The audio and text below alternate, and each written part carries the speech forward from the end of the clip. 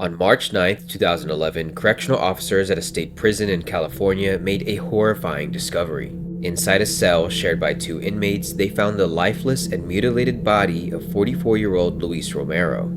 His face had been partially removed and his remains showed signs of brutal torture. The brutality of the scene shocked even the most experienced officers who had grown used to seeing disturbing behavior on a daily basis. Investigators quickly focused on Romero's cellmate, 23-year-old Jaime Osuna. Jaime was already serving a life sentence for a previous crime, and he was definitely no stranger to violence. Known for his fascination with sadistic acts, he wore a Joker-like smile tattooed across his face and often boasted about his crimes. What made the incident even more disturbing was the sheer level of cruelty involved, hinting that the assault was not simply a sudden outburst, but rather a cold and calculated act of evil. Welcome back to True Crime Cruise. In today's case, we dive into the chilling world of Jaime Osuna, a man whose crimes continue to shock and disturb to this day. His actions inside the prison walls showed a level of depravity rarely seen, leaving many to question how someone could commit such acts of violence without a trace of remorse. Jaime's behavior traced back years before he entered the prison, and as we dive into his past, you'll understand exactly what drove him to madness. This is the disturbing case of Jaime Osuna and how he struck fear into the hearts of everyone who crossed his path. Jaime Osuna was born on March 7, 1988 in Bakersfield, California. His earliest days were marked by violence long before he could understand what was happening around him. His mother, Michelle, endured a deeply abusive relationship with Jaime's biological father, who frequently lashed out at her. While pregnant with Jaime, she suffered a brutal attack by his father when he kicked her in the stomach. She was struck at such force that the impact left a permanent mark, a small scar beneath Jaime's eye that was visible when he was born. The marriage could not survive the violence, and within a year of Jaime's arrival, Michelle and his father officially divorced. Trying to rebuild her life, Michelle began a new relationship with a man named Jeff. Little did Jaime know, his mother had chosen a man whose abusive behavior was no different than his biological father's. Together they raised Jaime and his brother, though the brother's identity has never been publicly revealed. As time passed, Jaime's home life did not improve. Jeff, who eventually became Jaime's stepfather, was extremely abusive and made it clear he did not want him or his brother around.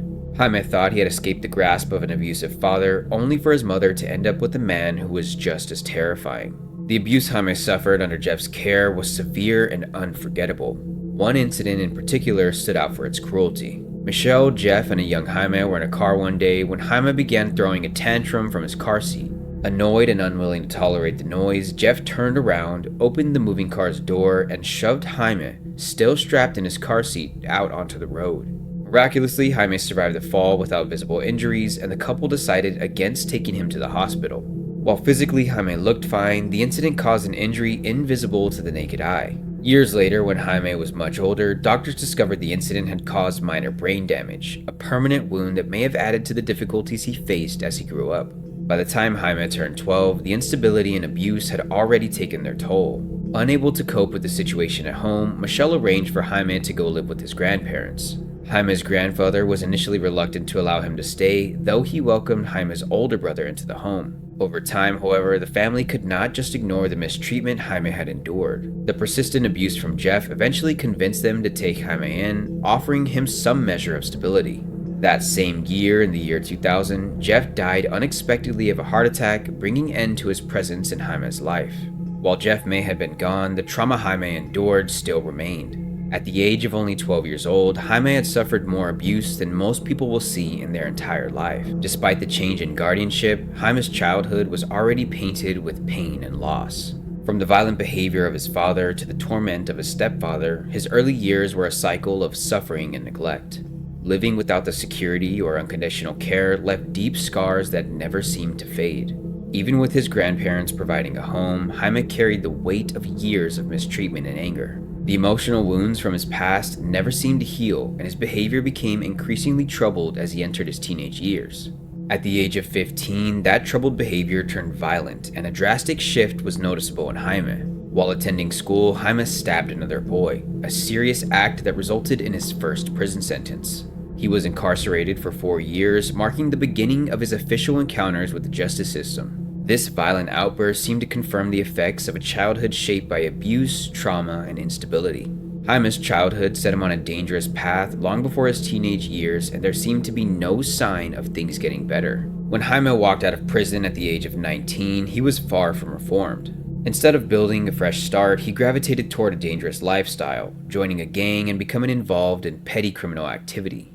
To numb his pain and cope with his unstable life, Jaime turned to illegal substances. Jaime looked to the comfort of drugs, much like many other people around him, but his past set him apart from the average person. Roughly a year after his release, he attended a house party for a 16-year-old boy. The gathering was hosted by the boy's mother, Jane, a 37-year-old retired prison psychiatric nurse. Jane carried her own scars, as she had once been violently attacked by an inmate while on duty. The night of the party, she was heavily intoxicated and supplied alcohol to the minors at the party, setting a reckless tone for the evening. As the night unfolded, Jane began dancing closely with a younger man. Her behavior caught the attention of the birthday boy's cousin, who became visibly upset and angry. Jaime, noticing the tension, stepped in and offered to handle the situation. The cousin agreed, not realizing the violence that was about to unfold. Jaime walked into the kitchen, grabbed a knife, and returned to confront the young man.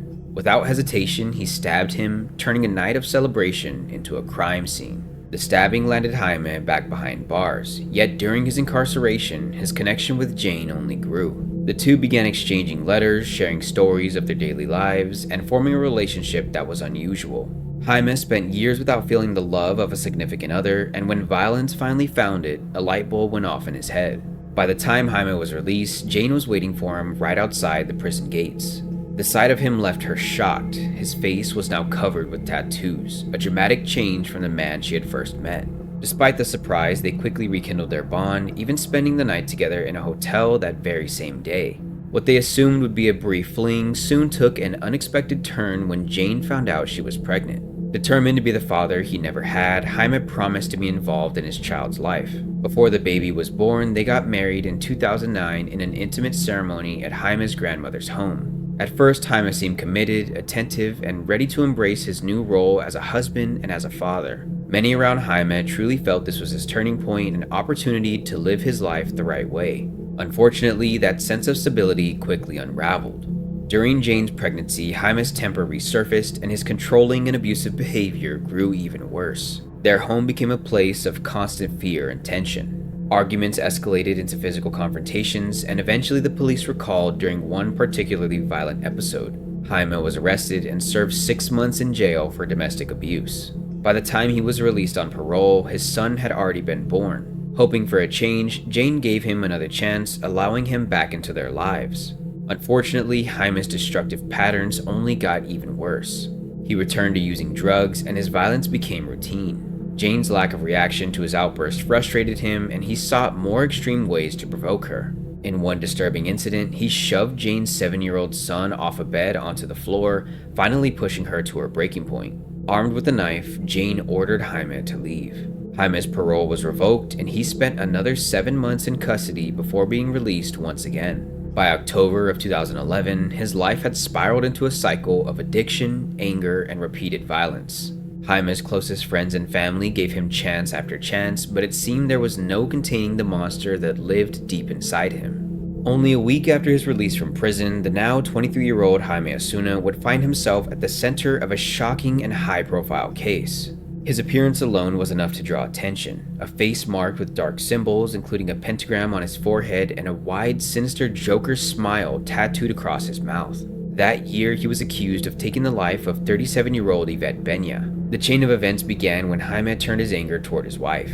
In a chilling phone call, he threatened to harm her and her children and demanded that she watch the news. According to Jane, Jaime said, "Watch the news. I killed the woman at the Morocco." Jane was absolutely stunned. Knowing Jaime's violent history, she could not simply dismiss his words. She immediately reached out to the county sheriff's office, telling a dispatcher about the call and asking if there had been a slaying at the El Morocco Hotel. At the time, authorities had no knowledge of such an incident, but they assured her they would look into it. What Jane did not realize was that Ivet Beya had not yet been found. For several days, the room where the crime had taken place remained untouched, hiding the brutality within. On November 13, 2011, everything changed. A maintenance worker at the El Morocco opened the door to room 19 and made a grisly discovery. Inside lay Ivet Beya's deceased body. She had been dead for several days. The scene was disturbing. She had been strangled and sharp instruments were still lodged in her back.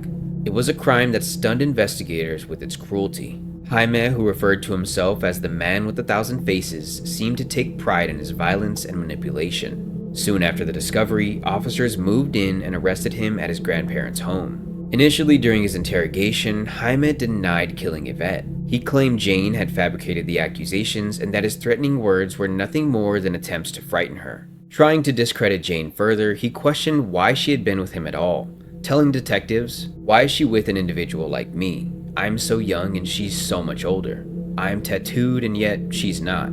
Investigators countered by pointing out that Ivet resembled Jane, suggesting that Jaime may have chosen her because of that similarity.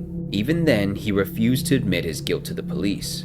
Later, Jaime shared some chilling details. Speaking to an investigator, he casually described the crime. "I seen the opportunity. I didn't know her. I met her. I was introduced to her. I met her like one time and I came back the next night and I seen the opportunity. No one's there." Jaime's motive remained unclear, leaving Jane burdened with survivor's guilt. "That's why he's such a mystery," she said. "If he enjoyed killing, why didn't he just kill me?" Jaime continued to torment Jane even from behind bars. He repeatedly contacted Child Protective Services, attempting to have her children removed. Jaime even once mailed her a dead rat soaked in blood. Authorities later discovered that he had even tried to arrange for Jane's murder while incarcerated, proving that his reach and malice extended far beyond prison walls. At this point, it was clear Jaime's cruelty was beginning to reach levels few people had ever seen. When rookie reporter Olivia Lavoie submitted an interview request to Jaime Osuna in jail, she never expected him to say yes. This would be her first ever jailhouse interview, and it wasn't with just any inmate, but a man accused of a sadistic murder. Armed with her notepad, she walked into the facility hoping for an exclusive confession, though the odds seemed slim. What she encountered was chilling. Jaime was much smaller than she imagined, barely 120 pounds, and his heavily tattooed face left an unforgettable impression. Looking at Jaime is like driving past a horrific car crash. You simply can't look away. Lavoie later recalled on her podcast. Sitting just a few feet from him, she listened as he recounted in graphic detail exactly what he did to Ivet Beya. The information was so disturbing that Lavoie later refused to share it publicly, unwilling to force the victim's family to relive that pain. During their conversation, Jaime revealed that he wanted to plead guilty, despite his attorney's advice against it. "Don't think about me," he told her. "Think about the family. Think about her friends and her relatives. They don't want this case to drag on and on.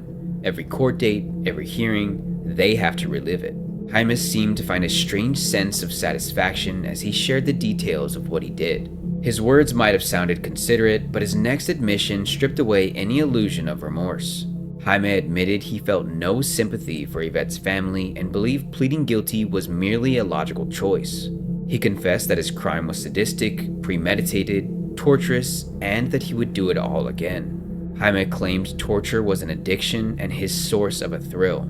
It was this cold admission that cemented the image of Jaime as a man driven by darkness rather than impulse.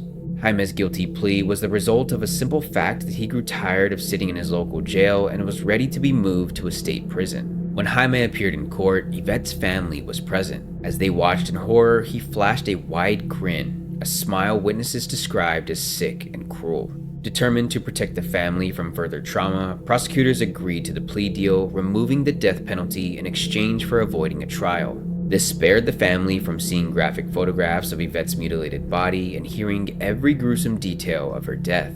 It was a difficult decision for the prosecution, but ultimately it spared the family from reliving the nightmare in a public courtroom. On the day of sentencing, which just so happened to be Ivet's 42nd birthday, her younger sister stood and spoke directly to Jaime. "I've sat in this courtroom more than a dozen times, and all I've ever seen was a smile. I can't control anybody's actions or feelings, but I do hope one day Jaime will have sorrow and remorse." Instead of humility, Jaime mocked her from his chair, leaving a nasty final impression on Ivet's family. Jaime was later sentenced to life in prison without the possibility of parole.